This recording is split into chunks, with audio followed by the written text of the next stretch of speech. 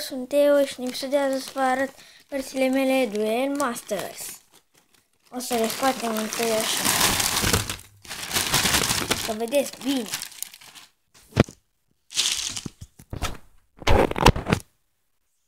Așa.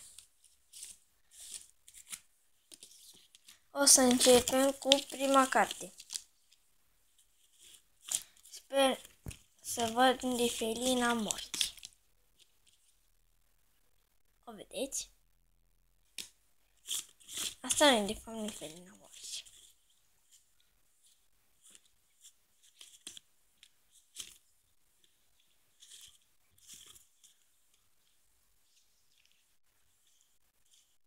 Am amestecat-o pe aici. Vedeți?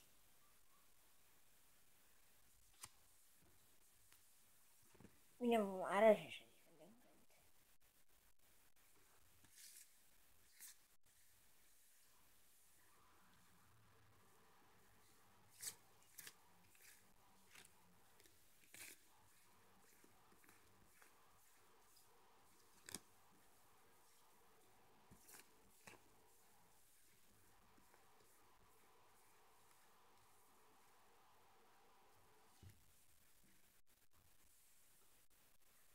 Am găsit o felină. Felina morții. Că vedeți bine. A doua carte. Aquahulcus. Bine, cam toată lumea trebuie să ară Aquahulcus. Eu vreau să mă fac de pachetul întuneric. A doua carte, bine, nu știu prea bine toate cărțile mite.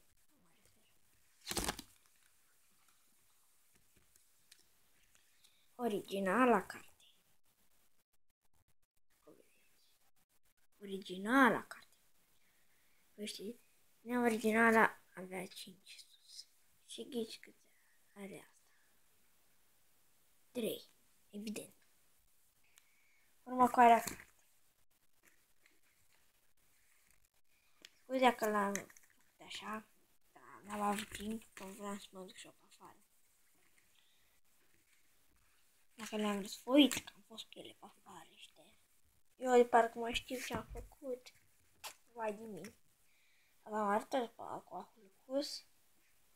Evident, Ball Shark Dragon. Numărul 6.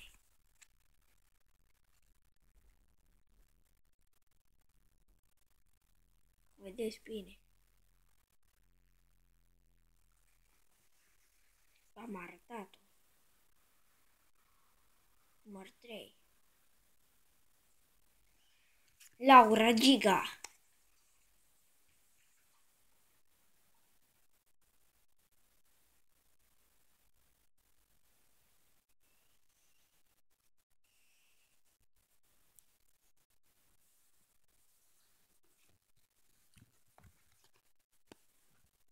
Asta e Barnau.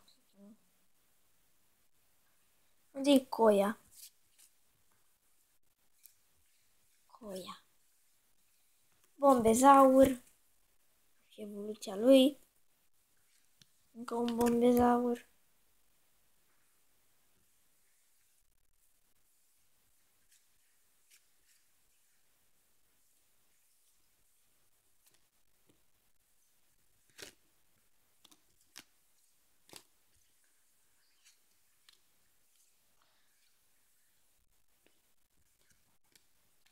Cred că ați văzut la un coleg de-a meu.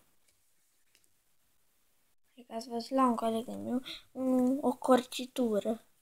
Că ați văzut o corcitură. Ați văzut o corcitură? Uite, eu n-am o corcitură.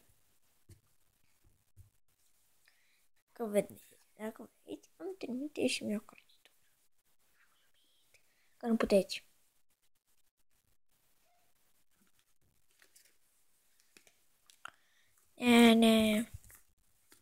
Nu mă joc în videoclip. Gameplay-ul ăsta. Următoarea carte. până afară ce face aici?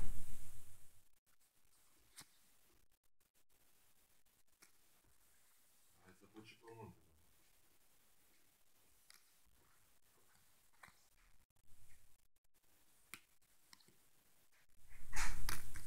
Magnific!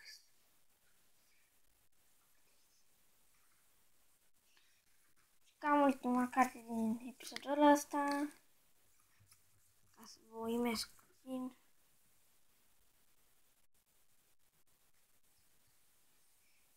Și încă două și am terminat pe episodul acesta.